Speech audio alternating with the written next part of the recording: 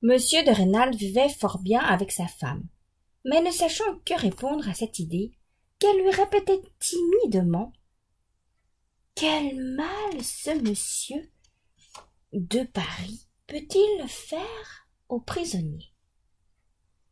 Il était sur le point de se fâcher tout à fait, quand elle jeta un cri.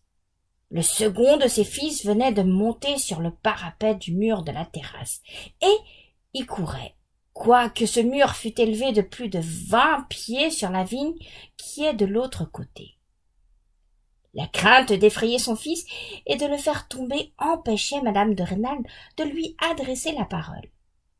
Enfin, l'enfant, qui riait de sa prouesse, ayant regardé sa mère, vit sa pâleur, sauta sur la promenade et accourut à elle.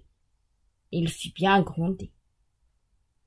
Ce petit événement changea le cours de la conversation. « Je veux absolument prendre chez moi Sorel, le fils du scieur de planches, » dit monsieur de Rênal.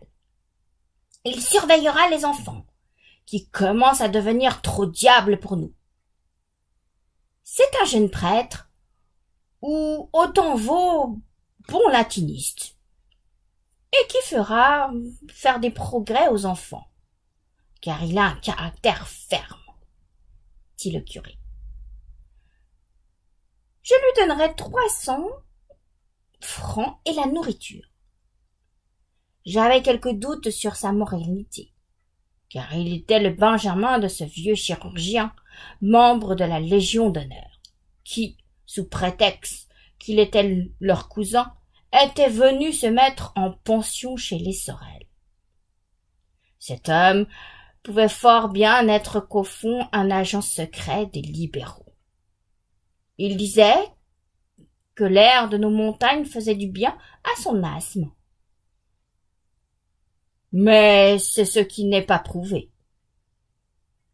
Il avait fait toutes les campagnes de Buonaparte en Italie, et même avait, dit-on, signé nom pour l'Empire dans le temps. Ce libéral montrait le latin au Sorel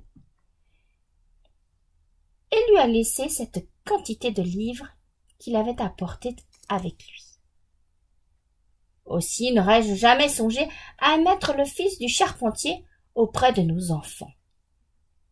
Mais le curé, justement, la veille de la scène qui vient de nous brouiller à jamais, m'a dit que ce Sorel étudie la théologie depuis 3 ans, avec le projet d'entrer au séminaire, et n'est donc pas libéral, il est latiniste.